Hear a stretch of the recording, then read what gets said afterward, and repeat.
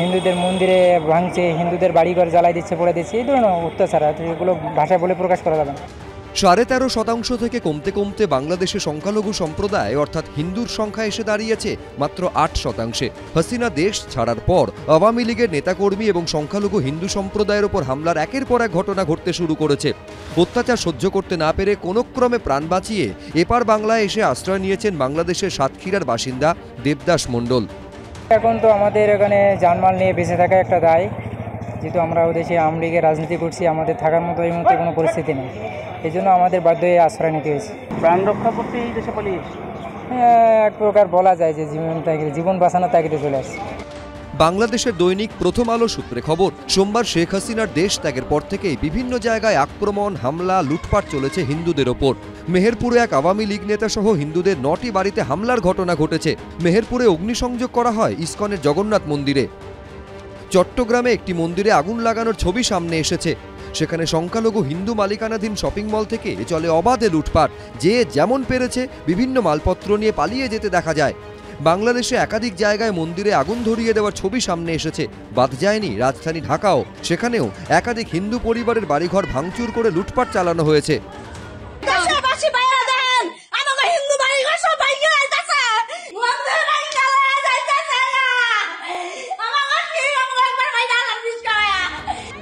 পাবনা জেলার সুজানগরে একাধিক হিন্দু বাড়িতে হামলা চালানো হয়েছে। মহিলাদের আর্তনাদের ছবি ভাইরাল হয়েছে। সবাই দেখো কি করতেছে।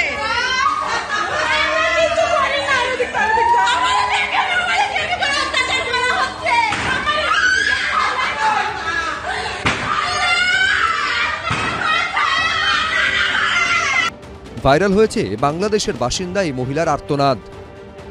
মিছিল নিয়ে যাওয়ার সময় উল্টো দিক থেকে এসে আমার বাসার মধ্যে ঢুকে, আমার বাবা একজন ব্যবসা করে, সে তার ব্যবসার প্রতিষ্ঠান, আমার ভাই একজন ডাক্তার, ছোট কাকার ছেলে, তার চেম্বারও আমাদের বাসার মধ্যে। এই চেম্বারের মধ্যে ঢুকে আমাদের পুরো ভাইরা চুইরা কিচ্ছু রাখে নাই। এখন কি দেশ ছেড়ে নিজের জায়গা জমি ছেড়ে কি আমরা ইন্ডিয়া পালাই যাবো, এটা মনে করতেছে সবাই। কেন ইন্ডিয়া যাব? আমরা স্বাধীন দেশে বাস করি না? আমরাও দেশের নাগরিক না? সোমবার সন্ধেয় মালোপাড়ায় 6টি হিন্দু বাড়িতে ভাঙচুর চালায় দুষ্কৃতীরা। দিনাজপুর সদর উপজেলার ফুলতলা শ্মশানঘাট এলাকায় হরিসভা ঘর, দুর্গা মন্দিরে ভাঙচুর করা হয়েছে। বোচাগঞ্জ উপজেলায় ঈশানিয়া ইউনিয়নের চৌরঙ্গি বাজারে সংখ্যালঘুদের অন্তত 40টি দোকানপাটে ভাঙচুর ও লুটপাট করা হয়েছে। রাস্তায় আমরা বাইকে আসতে ধরছি, অনেক ছেলে পেলেরা এখন আমাকে আটকাইছে, এই হিন্দুরা তুমি কোথায় যাও, পালাচ্ছ? আমরা বলছি না, পালাচ্ছি না, আমাদের পাসপোর্ট আছে, আমরা ইন্ডিয়ার লোক, পাসপোর্ট আছে, আমরা পাসপোর্টে আসছি, পাসপোর্টে চলে যাব, আমরা কেন পালাবো? তখন আমার হাত থেকে পাসপোর্টটা নিয়ে হাতে রাখিয়া বলছে টাকা দাও, টাকা দাও। কেন টাকা দেবো?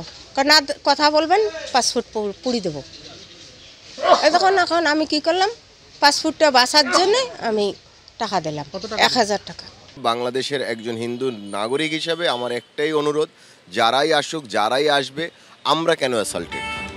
সূত্রের খবর, এদিন কেন্দ্রীয় সরকারের ডাকা সর্বদল বৈঠকে বাংলাদেশের সংখ্যালঘুদের ওপরে হামলার বিষয় নিয়ে দৃষ্টি আকর্ষণ করেন রাহুল গান্ধী। তিনি বলেন, প্রতিবেশী দেশে সংখ্যালঘুদের নিরাপত্তা ও পরিস্থিতি ভারতের জন্য উদ্বেগের বিষয়। What was particularly worrying was that minorities, their businesses and temples also came under attack at multiple locations. Monitoring the situation with regard to the status of minorities, there are reports of initiatives by various groups and organizations to ensure their protection and well-being.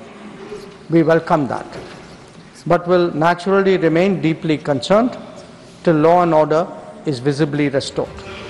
সূত্রের খবর, এদিন বিদেশমন্ত্রী S জয়শঙ্করের কাছে তৃণমূলের রাজ্যসভার নেতা Derek O'Brien বলেন, বাংলায় আপনাদের নেতাকে সংযত করুন এবং তাকে আজে বাজে কথা বলতে নিষেধ করুন।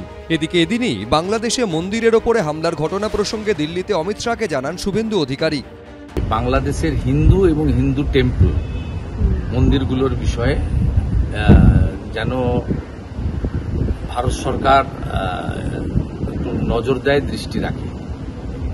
তাতে উনি আমাকে আশ্বস্ত করেছেন, মাননীয় প্রধানমন্ত্রী এবং ভারত সরকার